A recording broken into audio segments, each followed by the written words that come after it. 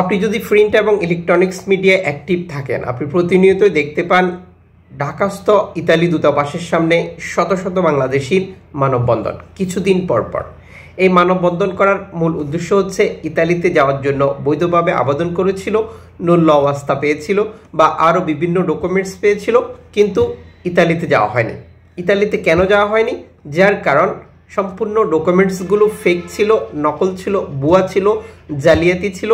এক নামে বের করে 10 নামে করা হয়েছিল বা এমন ডকুমেন্টস তৈরি করা হয়েছিল যেখানে কোম্পানি নেই। এই ধরনের অভিযোগ সরাসরি করেছিলেন ইতালির বর্তমান প্রধানমন্ত্রী জর্জিয়া মেলোনি, যখন তিনি ব্যাপারটা নিশ্চিত হয়েছিলেন। ইতালির প্রধানমন্ত্রী ইউরোপীয় ইউনিয়ন পার্লামেন্টেও এই ব্যাপারে একটি বক্তব্য রাখেন। এরপর ইতালি জুড়ে অভিযান শুরু করে নিরাপত্তা বাহিনী। সেই অভিযানে 44 জন দালালকে বা যারা ভিসা বাণিজ্যের সাথে জড়িত তাদেরকে আটক করা হয়েছে এবং তাদের কাছ থেকে রেকর্ড পরিমাণ ইউরো উদ্ধার করা হয়েছে। এই লোকজনের মধ্যে বহু বাংলাদেশি রয়েছে, যদিও কতজন বাংলাদেশি এবং তাদের নাম পরিচয় ঠিকানা জানানো হয়নি। কাউকে জেলে পাঠানো হয়েছে, কাউকে জিজ্ঞাসাবাদ করা হয়েছে, কাউকে নজরবন্দি করা হয়েছে। সর্বশেষ আনসার প্রতিবেদনে এই তথ্যগুলো উঠে আসে। ইতালিতে অবস্থানরত বাংলাদেশিরা খুশি মানব পাচারকারী বা দালাল যারা আটক হয়েছে। যারা বাংলাদেশি রয়েছে, যারা সামনের দিনগুলিতে ইতালিতে আসার জন্য কাজ করবে, তাদের প্রতি ইতালিতে অবস্থানরত সাধারণ প্রবাসীদের পরামর্শ জেনে বুঝে শুনে কাজ করবেন।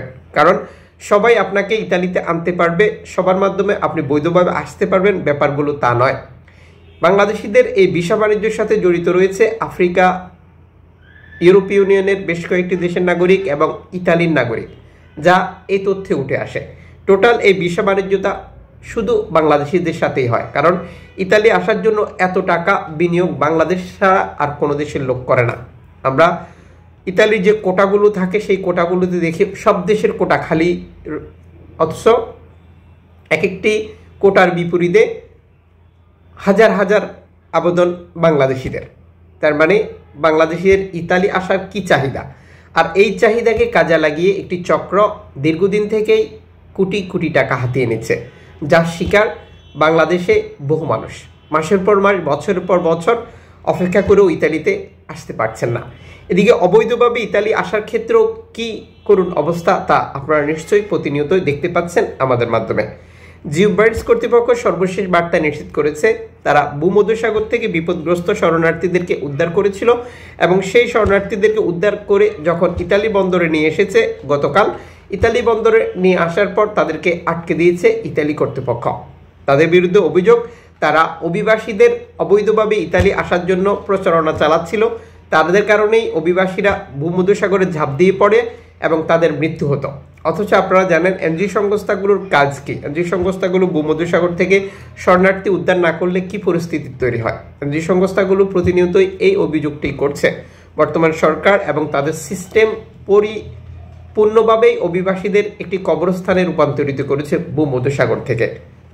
ভূমধ্যসাগর প্রতিনিয়তই নৌকাডুবি এবং শরণার্থী মৃত্যু, যা আমরা আপনাদেরকে দিয়ে যাচ্ছি। জিওবার্ডসের উদ্ধারকৃত 206 জন শরণার্থীকে নিরাপদে ইতালিতে হস্তান্তর করেছিল ইতালি কর্তৃপক্ষের দেওয়া নির্ধারিত বন্দরে। এই অভিযানগুলিতে তারা উদ্ধার করেছিল বিপদগ্রস্ত অবস্থা থেকে 109 জন অভিবাসীকে, 96 জন অভিবাসীকে, 60 জন অভিবাসীকে, যা পৃথক পৃথক নৌকা থেকে। লিবিয়া থেকে ছেড়ে আসা এই নৌকাগুলো ভূমধ্যসাগরে বিপদে পড়েছিল। এর আগে অ্যালামফোন রেডিও টেকনোলজি বিপদগ্রস্ত নৌকাগুলো তথ্য দিয়েছিল। জিওবার্ডস কর্তৃপক্ষ সর্বশেষ বার্তায় নিশ্চিত করেছে, এর আগে আপনারা জানেন জিওবার্ডস যখন শরণার্থী নিয়ে ইতালিতে আসে, ইতালি কর্তৃপক্ষ তাদেরকে আটক করে 2 মাসের নিষেধাজ্ঞা দেয়। যদিও জিওবার্ডস সেই আটকের বিরুদ্ধে আপিল করলে আদালত থেকে ইতালি কর্তৃপক্ষের সিদ্ধান্ত বাতিল করে জিওবার্ডসকে আবারও শরণার্থী উদ্ধারের অনুমতি দেয়। এবার কি অবস্থা হয় সেটার জন্য আমাদেরকে আরও অপেক্ষা করতে হবে। তবে ইতালি সরকারের শরণার্থী বিরোধী বা শরণার্থী এনজিও সংস্থা বিরোধী এই কার্যক্রম নিঃসন্দেহে ভূমধ্যসাগরে শরণার্থীদের বিপদ আরও কয়েক গুণ বাড়িয়ে তুলেছে, যা আপনারা প্রতিনিয়তই দেখতে পাচ্ছেন। এদিকে গতকালও রেকর্ড সংখ্যক শরণার্থী তুরস্ক থেকে গ্রিসে প্রবেশ করেছে, আফ্রিকার বিভিন্ন দেশ থেকে স্পেনে প্রবেশ করেছে। স্পেনে গতকাল কয়েক হাজার অভিবাসী প্রবেশ করার তথ্য প্রকাশ করেছে স্প্যানিশ কর্তৃপক্ষ। তবে গতকাল তুরস্ক থেকে গ্রিস যাওয়ার পথে নৌকাডুবিতে সর্বশেষ তথ্য অনুযায়ী 4 জনের মৃত্যু হয়েছে এবং আরও অগণিত মানুষ নিখোঁজ রয়েছে। কোন জাতীয়তার এই প্রতিবেদনগুলোতে নিশ্চিত করা হয়নি। দর্শক, তুরস্ক থেকে গ্রিস বা আফ্রিকার বিভিন্ন অঞ্চল থেকে স্পেনে যাওয়ার তথ্যগুলো আমরা আপনাদের সাথে শর্টকাটে প্রচার করি বা দু একটা প্রচার করে অনেকগুলো স্কিপ করে যায়, কারণ এই অঞ্চলগুলো ব্যবহার করে খুব একটা বাংলাদেশিরা যাচ্ছে না। কারণ যতটা সহজ লিবিয়া, তিউনিসিয়া থেকে ইতালিতে যাওয়া, ঠিক তার বিপরীত অবস্থা আফ্রিকার বাকি দেশগুলো থেকে স্পেনে যাওয়া বা তুরস্ক থেকে গ্রিসে যাওয়া। আপনার মতামত কমেন্টস করুন।